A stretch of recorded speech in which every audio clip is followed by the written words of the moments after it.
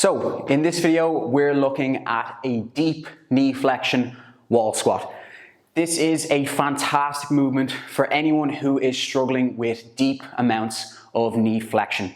For a lot of us, when we get into this position, we might experience some discomfort or pain around the knee joint because it's likely the case that we just haven't experienced much loading on the knee in that sort of shortened and flexed position. I've done up previous videos looking at opening up workspace in knee flexion, but we also need to learn how to kind of contract into it and out of it, eccentrically and concentrically load the muscle and tissue around the knee joint so that we learn how to actually load it, get out of it, so that we see it and it translate over to other positions like our pistol squats, sissy squats, or any athletic movement that really requires a deep amount of knee flexion, which a lot of us really get into in our sport.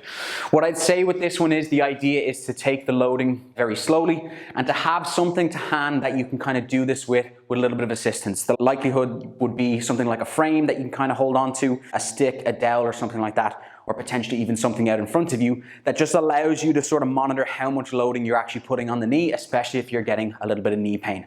Another way to adjust this as well is making sure that you adjust the range of motion. There might be a certain point in the range that you get to that you just find you experience that degree of knee pain, and the idea then is to stay within a pain-free range of motion, perform multiple reps, multiple sets, whatever I've prescribed to you, and then the idea is over time you're going to find that range of motion get a little bit better, and especially if we perform an isometric contraction near that kind of pain area, making sure that we're staying engaged with the musculature and then driving up out of it. If we get to the point that we're just bouncing into the rep, we're not going to be gaining a lot of control because we're not consciously kind of contracting a lot of the musculature. We're just sort of using the elastic nature of muscles to bounce up out of it, which is what we don't want to see. So bear that in mind, okay? Setting up, you'll get into a nice narrow position. That's going to make sure that we really focus on the knees kind of traveling forward and getting into that deep knee flexion position. And you can see I come up onto my toes and I sort of place my heels either close to the skirting board or close to the wall. The skirting board isn't necessary, just make sure you're nice and close with your heels almost kind of in contact with the wall, okay? As I said, something out in front to assist if necessary, and we'll even show kind of a handful of reps. Your starting point is going to likely look like this. I need to keep what would be like my bum and my back in contact with the wall, but not so much in contact that it actually interferes with me performing the rep. If I'm driving into it too excessively, I'm just going to find myself sort of like drag against the wall, which isn't going to be what we want. So in contact, but lightly in contact, okay?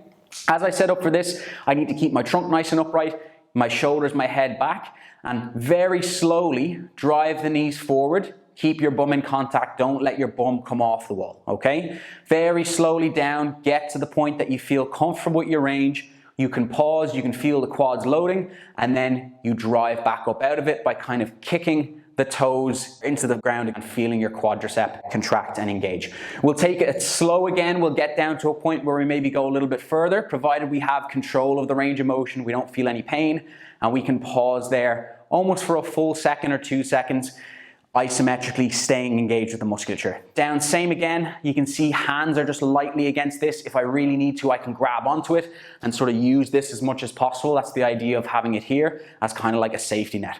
But I'm going through this range. I'm feeling good. I can get to the point that I can pause. I can keep feeling the quads load. I'm not feeling any discomfort on the knee, and I'm able to drive back up out of it. If that's the case, just keep exploring that range. Get to the point that you're almost all the way down with your bum in contact with your heels. You're driving back up, you're maybe performing sets of 8 to 10 with very little knee pain, and you're able to keep things controlled. If that's the case, add a little bit of weight to it. You can hold 2 dumbbells in hand, you can take your time going down into it, but just like we would with most movements, we just want to make sure we're cautious with the loading. If we have to scale things back, you know what you're doing in terms of kind of holding on to the frame, a limiting range of motion, making sure that your tempo is nice and slow so that you gain lots of control of the area and that you're not bouncing or anything like that. You can slowly start increasing the range, decreasing your dependency with your hands as an assistance, and then you can start adding a little bit of load to it. So as I said, very good movement to kind of get comfortable with what is deep degree of knee flexion. If you're someone who struggles with that, this is going to be an excellent movement to introduce very slowly into your programming to start loading all of the tissue and everything around the knee when it gets into that deep knee flexion position, okay? If you have any questions on that, be sure to let me know in the comment section. I'd be happy to help. Be sure to like the video and subscribe to the page if you want to see more videos like this in the future. But for the moment, thanks very much, and I'll see you soon.